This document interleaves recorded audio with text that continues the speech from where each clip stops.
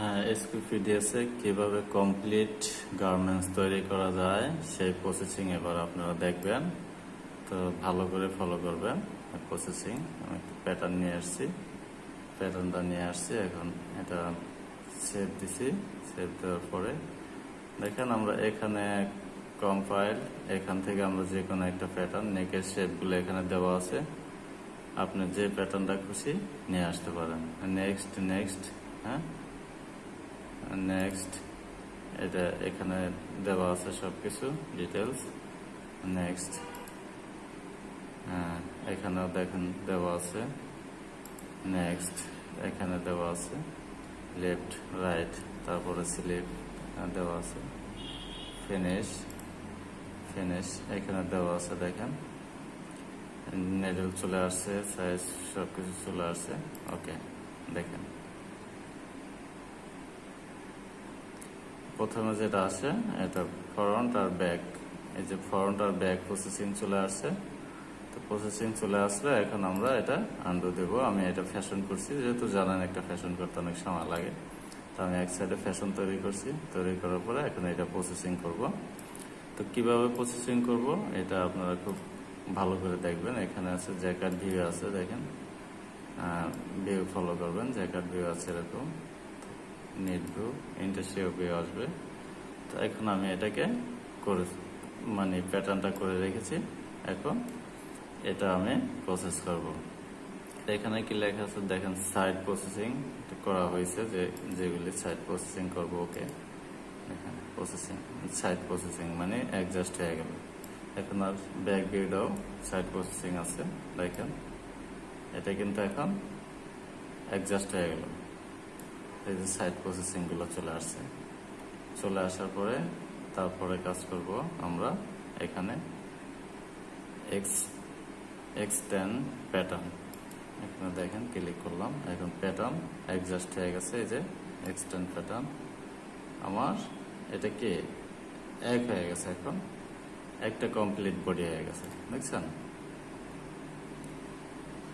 Back front adjust হয়ে গেছে। মানে খুবই ইজিলি করা যায়, এখানে কনফিউজ হওয়ার কিছু নাই, সহজ পদ্ধতি। এরপরে দেখেন আমার নিট অ্যাডজাস্ট, এখানে আমি নিট অ্যাডজাস্ট করে দিলাম।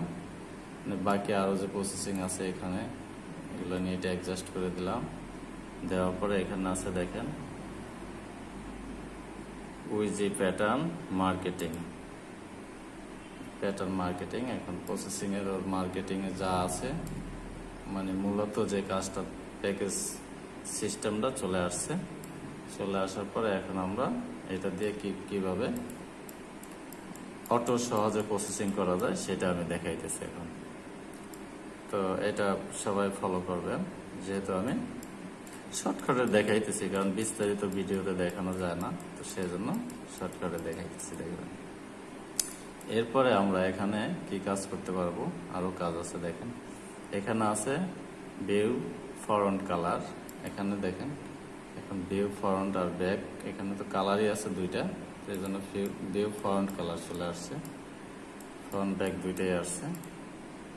এখানে আছে ভিউ ব্যাক কালার, এটা শুধু ব্যাক চলে আসছে। যেহেতু প্যাটার্নে ফ্রন্ট ব্যাক কালার আছে সেজন্য এটা ফ্রন্টের ভিউটা কি আসছে ফ্রন্ট ব্যাক, আর ব্যাকেরটা শুধুই ব্যাক আসছে। প্রসেসিং এর এক একটা পার্ট এখানে আছে। ভিউ ফ্রন্ট ব্যাক যেটা আমাদের আগে ছিল, মানে অরিজিনাল যে প্যাটার্নটা সেটা এখানে আছে। তো দেখেন রিপের সবকিছু প্রসেসিং করা আছে। এখানে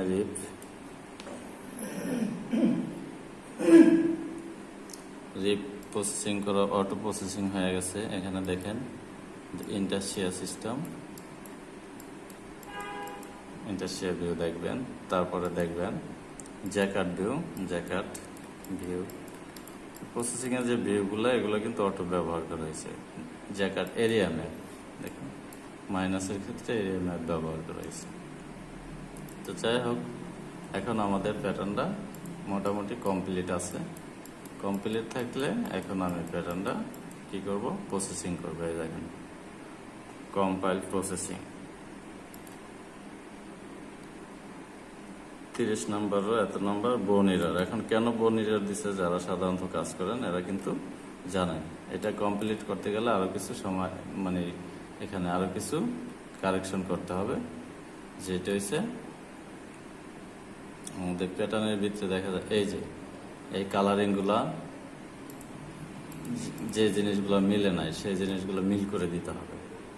তো আমি এই জিনিসগুলো মিল করে দিব।